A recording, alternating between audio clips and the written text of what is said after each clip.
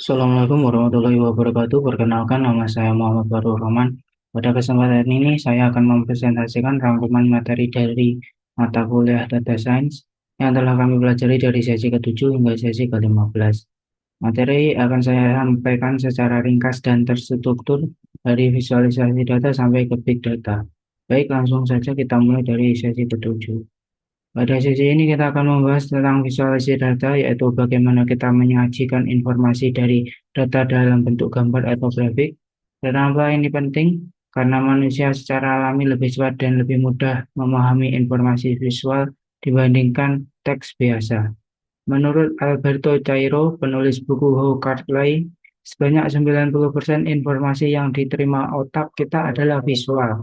Bahkan otak manusia memproses gambar 60.000 kali lebih cepat daripada teks. Fakta menarik lainnya, 65% dari kita adalah pembelajar visual. Artinya dengan visualisasi, informasi dari data akan lebih mudah diingat dan dipahami. Visualisasi data memiliki peran penting dalam dua tahapan analisis, yaitu sebelum dan sesudah proses analitik dilakukan. Pertama, selama proses analisis, visualisasi membantu kita mengenali karakteristik data yang kita miliki seperti pola, outlier atau tren. Ini disebut tahapan eksplorasi.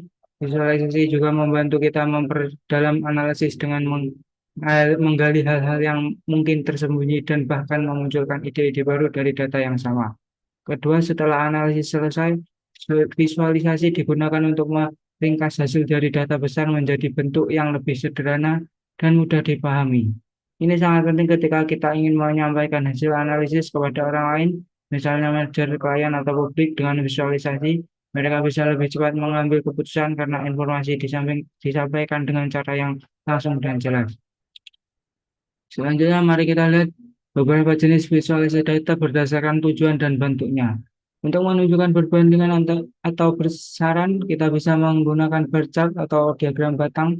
Untuk proporsi seperti pembagian persentase, kita bisa gunakan pie chart, donut chart, atau trend map.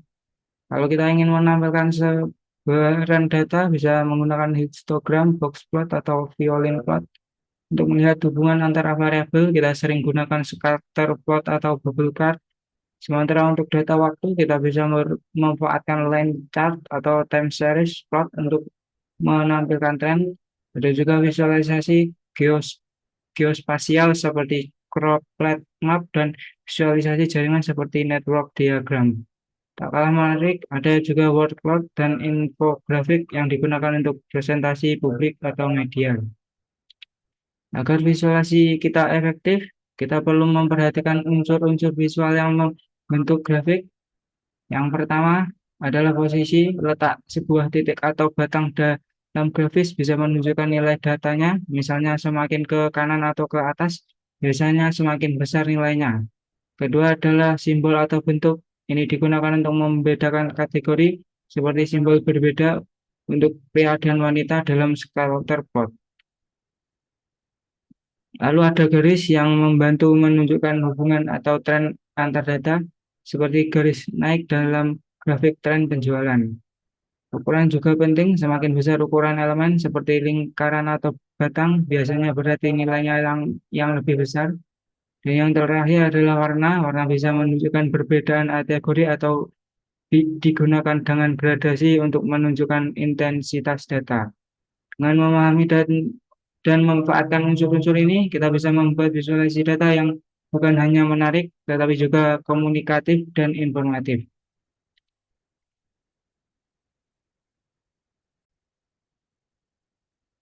Selanjutnya, pada sesi ke-6, kita akan membahas salah satu fondasi penting dalam dunia data science, yaitu manajemen data. Seperti yang kita tahu, di era digital ini data menjadi aset yang sangat bernilai. Namun, agar data bisa benar-benar berguna, ia harus dikelola dengan baik. Manajemen data adalah proses yang melibatkan banyak aspek, mulai dari perencanaan, pengolahan, penyimpanan, pengaturan, hingga pemeliharaan. Tujuannya sangat jelas agar data bisa mendukung proses kerja secara efisien dan membantu pengambilan keputusan secara cepat dan akurat. Tanpa manajemen data yang sistematis, sebuah institusi akan kesulitan mengelola informasi, bahkan bisa mengalami kerugian karena data tidak dapat dimanfaatkan secara optimal. Ada beberapa tahapan penting dalam proses manajemen data. Yang pertama adalah perencanaan, di mana kita merancang struktur dan sistem pengolahan data sejak awal, lalu masuk ke tahap pengolahan dan entry data, yaitu saat data mulai dikumpulkan, dimasukkan, dan dibersihkan. Setelah itu data perlu disimpan dan diatur agar mudah diakses. Dan tidak kalah penting, pemeliharaan data juga harus dilakukan secara berkala agar kualitas dan keamanannya tetap terjaga. Namun dalam praktiknya, manajemen data seringkali menghadapi berbagai tantangan, misalnya struktur data yang tidak konsisten, entry data yang manual dan tidak akurat, data yang tersebar di berbagai sumber, hingga sulitnya menemukan data tertentu dalam waktu singkat. Semua ini dapat menghambat proses analisis dan pengambilan keputusan. Mari kita bahas salah satu bagian penting dalam pengolahan data, yaitu entry dan coding data. Dalam survei atau riset, data biasanya dikumpulkan melalui kuesioner. Setelah data dikumpulkan, tahap berikutnya adalah entry, yaitu memasukkan data tersebut ke dalam sistem. Agar data lebih mudah dianalisis, kita melakukan coding, yaitu mengubah jawaban kualitatif menjadi bentuk numerik. Contohnya jawaban sangat puas bisa diberi kode angka 5 dan seterusnya hingga tidak puas diberi angka 1. Dengan coding seperti ini, proses analisis menjadi lebih efisien, konsisten, dan lebih mudah dilakukan, terutama jika kita menggunakan perangkat lunak statistik. Selanjutnya adalah teknik pemfilteran data. Pemfilteran sangat penting ketika kita ingin fokus menganalisis sebagai kecil dari data yang besar. Kita bisa melakukan filter berdasarkan satu peubah seperti memfilter data berdasarkan kelas paralel atau fakultas. Bisa juga berdasarkan dua peubah sekaligus, misalnya menampilkan nilai UTS hanya untuk kelas SC01 dan fakultas kedokteran hewan. Teknik ini memungkinkan kita melakukan analisis yang lebih terarah, lebih cepat, dan lebih akurat.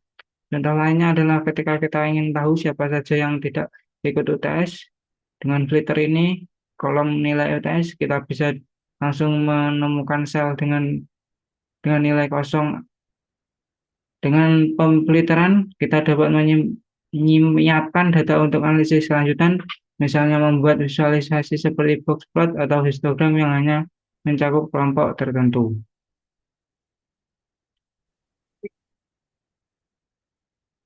Selanjutnya, pada bagian sesi ke-10, kita akan membahas hubungan antara dua variabel numerik.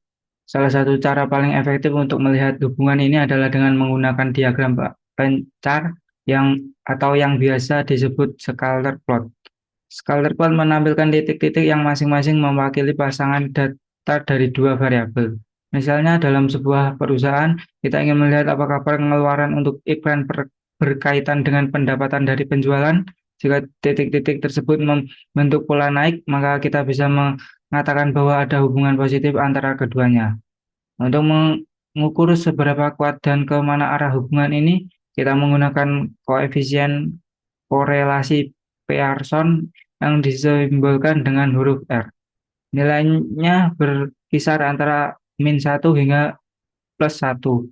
Jika nilainya mendekati +1, artinya hubungan sangat kuat dan positif. Jika mendekati -1, artinya kuat tapi negatif. Dan jika nilainya mendekati 0, maka hubungan antara kedua variabel tersebut lemah atau bahkan tidak ada hubungan linear sama sekali. Ketika variabel yang kita analisis bersifat kategorik, maka kita menggunakan tabel kontingensi atau yang juga dikenal sebagai tabulasi silang. Tabel ini menyajikan jumlah atau frekuensi data berdasarkan kombinasi kategori dari dua variabel. Sebagai contoh, kita bisa mengamati hubungan antara jenis kelamin dan tangan dominan, apakah seorang bertangan kanan atau kidal. Jika proporsi tangan kidal sama antara pria dan wanita, maka kemungkinan besar tidak ada hubungan di antara kedua variabel tersebut. Namun jika proporsinya berbeda jauh, kita bisa mencurigai adanya asosiasi. Jadi dari tabel kontingensi ini kita bisa memperkirakan apakah dua variabel kategori tersebut saling berkaitan atau tidak. Ketika variabel yang kita hadapi bersifat ordinal atau memiliki urutan seperti rendah, sedang, dan tinggi, kita perlu menggunakan ukuran asosiasi yang lebih spesifik. Yang pertama adalah korelasi Spearman.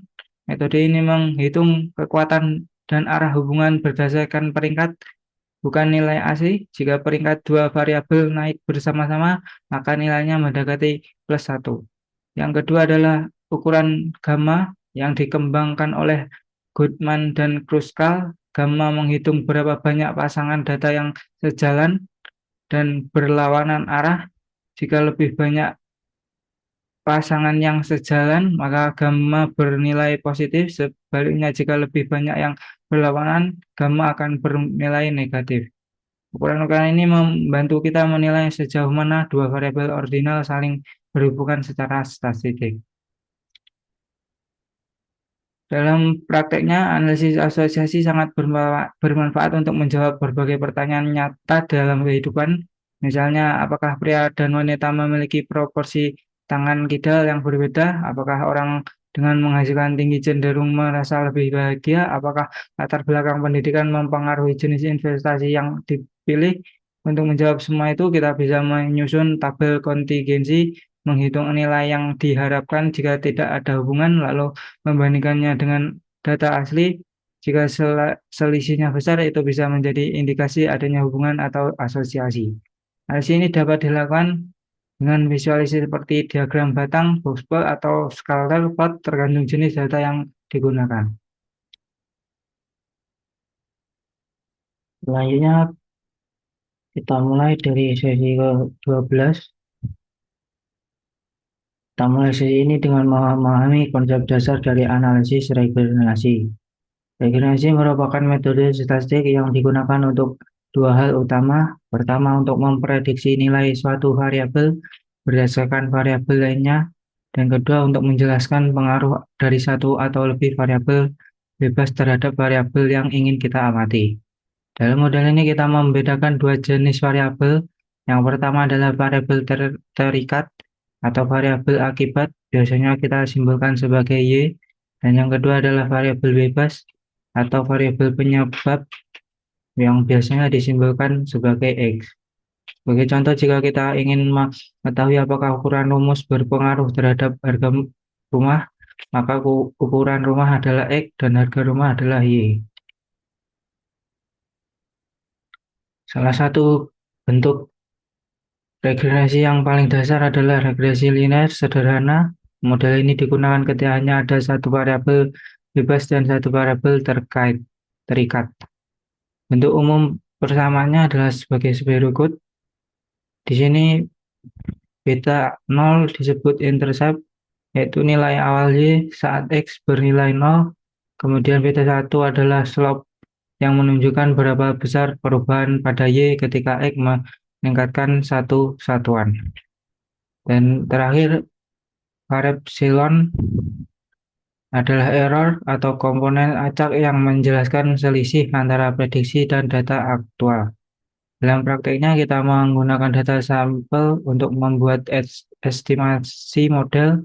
Hasilnya adalah persamaan prediksi yang dinyatakan sebagai berikut. Setelah kita mengetahui bentuk persamaannya, langkah selanjutnya adalah mencari garis regenerasi terbaik.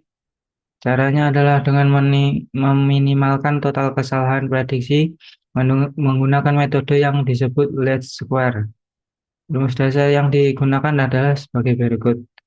Kita menghitung parameter slope B1 dengan rumus sebagai berikut dan nilai intercept B0 diperoleh dari sebagai berikut. Namun untuk menggunakan model ini dengan tepat, kita harus memastikan bahwa beberapa asumsi terpenuhi, diantaranya hubungan antara X dan Y harus linear, error bersifat acak dan tidak berkorelasi, serta memiliki rata-rata 0 dan variasi yang konstan. Untuk memahami lebih jelas, kita melihat contoh kasus sederhana. Seorang agen properti ingin mengetahui apakah ukuran rumah dapat digunakan untuk memprediksi harga jual rumah. Dari data 10 rumah diperoleh model regresi sebagai berikut.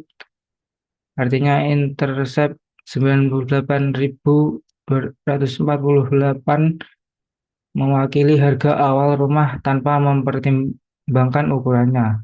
Meskipun ini belum tentu bermakna dalam konteks nyata jika ukuran rumah nol tidak mungkin terjadi. Kemudian sulap besar 0,10977 menunjukkan bahwa untuk setiap tambahan satu kaki persegi, harga rumah bertambah sekitar $109. Model ini sangat berguna dalam dunia nyata, terutama untuk memperkirakan harga properti secara lebih objektif berdasarkan data.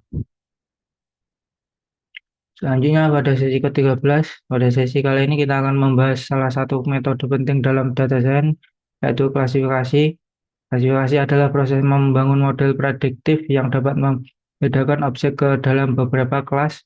Tujuan utamanya adalah untuk memperkirakan kelas dari data baru yang belum diketahui sebelumnya. Model klasifikasi dapat dibangun dengan berbagai pendekatan seperti aturan jika, maka, decision tree, rumus matematis, bahkan neuron network. Dalam prosesnya, klasifikasi terdiri dari dua tahap. Yang pertama adalah training, di mana model dilatih menggunakan data yang sudah memiliki label. Lalu yang kedua adalah testing, yaitu menguji performa model terhadap data baru yang tidak digunakan selama pelatihan. Salah satu cara paling visual dan mudah dipahami untuk mempresentasikan model klasifikasi adalah melalui decision tree atau pohon keputusan. Struktur dari pohon ini cukup intuitif. Setiap simpul atau node mewakili suatu kriteria atau atribut.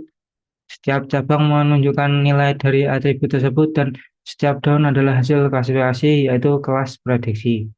Sebagai contoh, jika kita memiliki atribut X dan ingin menentukan kelas, kita bisa buat aturan sederhana seperti jika X sama dengan 1, maka kelasnya adalah 1. Jika X sama dengan 0, maka kelasnya adalah 2.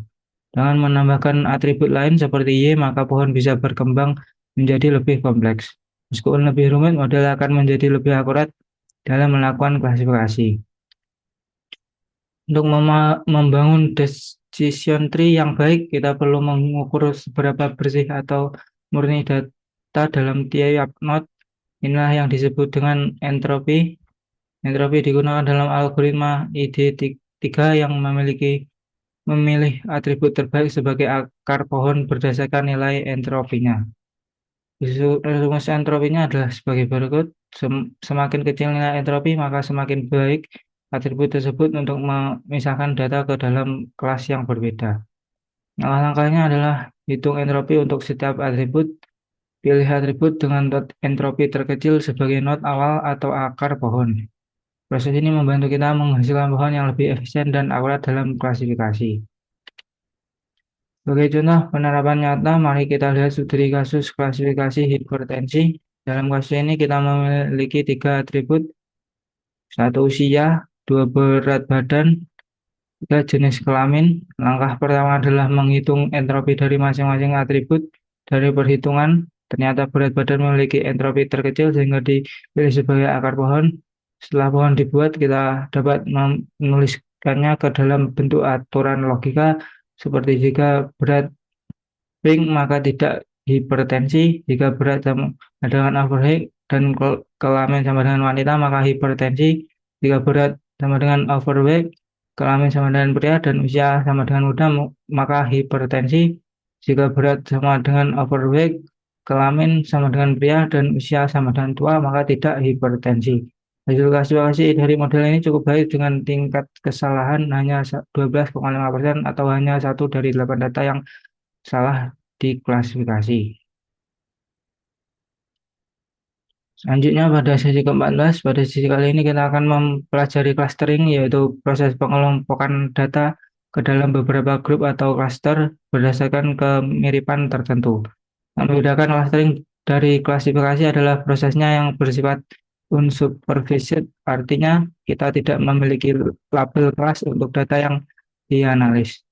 Tujuan utama dari clustering adalah membuat objek-objek dalam satu kelompok menjadi semirip mungkin dan berbeda dari objek di kelompok lain. Kemiripan ini bisa dilihat dari atribut-atribut seperti warna, bentuk, jarak, atau karakteristik lainnya. Clustering sangat berguna dalam berbagai bidang, misalnya untuk mengeksplorasi pola dalam data, menganalisis dokumen dalam text mining, mengelompokkan penggunaan dalam website, dan meningkatkan hasil sistem pencarian informasi. Sebelum kita masuk ke teknik-tekniknya, penting untuk membedakan antara clustering dan klasifikasi. Dalam klasifikasi, kita bekerja dengan data berlabel dan tujuannya adalah untuk memprediksi kelas dari data baru berdasarkan pengalaman model dari data sebelumnya. Sedangkan dalam clustering, kita tidak punya label sebelumnya, model harus mencari pola sendiri dan membentuk kelompok berdasarkan kemiripan antar data. Contohnya, klasifikasi bisa digunakan untuk memprediksi apakah pasien terkena penyakit tertentu berdasarkan data medis, sedangkan clustering bisa digunakan untuk mengelompokkan pasien yang memiliki pola gejala yang mirip meskipun belum tahu jenis penyakitnya apa. Secara umum, ada dua pendekatan utama dalam clustering, yaitu partitioning dan hierarchical. Pertama, kita bahas partitioning clustering dengan contoh paling populer adalah K-means. Dalam metode ini, setiap data hanya masuk ke satu klaster saja. Langkah-langkahnya cukup jelas. Satu, tentukan jumlah klaster. Dua, pilih centroid awal secara acak. Tiga, kelompokkan data ke centroid terdekat. Empat, hitung ulang posisi centroid. Lima, ulangi proses ini hingga hasilnya stabil. Namun metode ini memiliki kelemahan, misalnya hasil akhir sangat tergantung pada pemilihan centroid awal dan tidak selalu menemukan jumlah klaster terbaik. Yang kedua adalah hierarchical clustering. Dalam metode ini, setelah data bergabung dalam suatu klaster, mereka tidak bisa berpindah lagi. Pendekatannya bisa dua arah, satu divisive yang memecah satu grup besar menjadi beberapa bagian, aglomeratif yang menggabungkan banyak data menjadi satu grup secara bertahap. Selain dua pendekatan utama tadi, ada juga metode clustering lanjutan yang lebih fleksibel. Yang pertama adalah overlapping clustering. Di sini sebuah data boleh menjadi bagian dari lebih dari satu cluster. Contohnya adalah metode fusi Siemens, di mana setiap data memiliki nilai keanggotaan di berbagai cluster. Metode ini sangat berguna ketika batas antar kelompok tidak begitu jelas. Yang kedua adalah hybrid clustering, yaitu pendekatan yang menggabungkan partitioning, hierarchical, dan overlapping. Dengan mengombinasikan kekuatan dari berbagai metode, hybrid clustering cocok digunakan pada data yang kompleks dan bervariasi, sehingga bisa menghasilkan pengelompokan yang lebih akurat dan fleksibel. Selanjutnya pada sesi ke-15, sesi ke-15 ini akan membahas tentang big data. Di era digital saat ini, kita hidup dalam dunia yang dipenuhi dengan data. Setiap detik, jutaan informasi tercipta dari berbagai sumber, media sosial, transaksi online, sensor, dan perangkat mobile. Inilah yang kita sebut sebagai big data. Big data mengacu pada kumpulan data yang sangat besar dan kompleks, sehingga tidak bisa diolah dengan sistem basis data tradisional seperti RDF-BMS. Ciri khas big data dirangkum dalam konsep 5V, volume yaitu ukuran data yang luar biasa besar, velocity yaitu kecepatan data yang terus masuk dan berubah setiap saat, variety karena data datang dari berbagai format, teks, gambar, video, suara, value karena dari data tersebut kita bisa mengali nilai dan insight penting, dan veracity yang menunjukkan bahwa tidak semua data akurat, contohnya adalah informasi tidak valid di media sosial. Sebagai gambaran bahkan pada tahun 2011, Twitter menghasilkan 7 terabyte data per hari dan Facebook sekitar 10 terabyte per hari. Hari ini jumlah itu jauh lebih besar. Lalu bagaimana cara kita mengelola data sebanyak itu? Disinilah peran Hadoop sangat penting.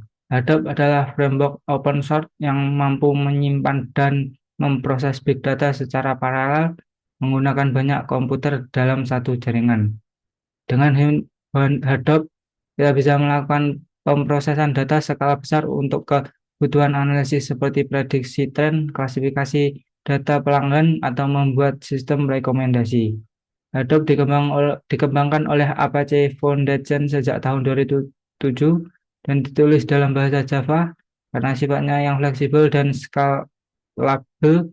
Hadoop banyak digunakan di perusahaan-perusahaan besar untuk mengelola data yang kompleks dan berukuran masif.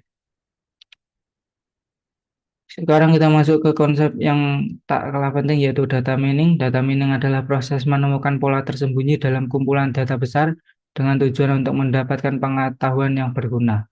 Dalam istilah lain, data mining sering disebut juga knowledge discovery in database atau disingkat KDD. Beberapa contoh aplikasi data mining antara lain menentukan perilaku pelanggan dari histori transaksi, memprediksi penjualan masa depan, menemukan kelompok pelanggan dengan karakteristik tertentu, bahkan mendeteksi anomali atau kecurangan. Beberapa metode data mining yang digunakan antara lain estimasi seperti regresi linear dan neural network, prediksi untuk forecasting, klasifikasi seperti ID3 dan naive Bayes, clustering misalnya K-means dan fusi J-means, dan asosiasi seperti algoritma a priori atau FP growth. Agar proses data mining berjalan efektif, kita membutuhkan alat bantu atau tool. Dua tool yang cukup populer adalah RapidMiner dan HiLiquid. RapidMiner adalah platform open source yang banyak digunakan dalam berbagai industri seperti perbankan, telekomunikasi, hingga manufaktur. Fitur-fiturnya mencakup klasifikasi, regresi, text mining, dan integrasi dengan Hadoop maupun cloud. Sementara itu, QuickView merupakan tool business intelligence yang memungkinkan pengguna membangun dashboard interaktif. Dengan QuickView, kita bisa menggabungkan data dari berbagai sumber dan menyajikannya dalam bentuk visual yang mudah dipahami. Tool ini sangat membantu dalam proses pengambilan keputusan berbasis data histori. Demikian, sekian pemaparan presentasi rangkuman mata kuliah Data Science. Terima kasih. Wassalamualaikum warahmatullahi wabarakatuh.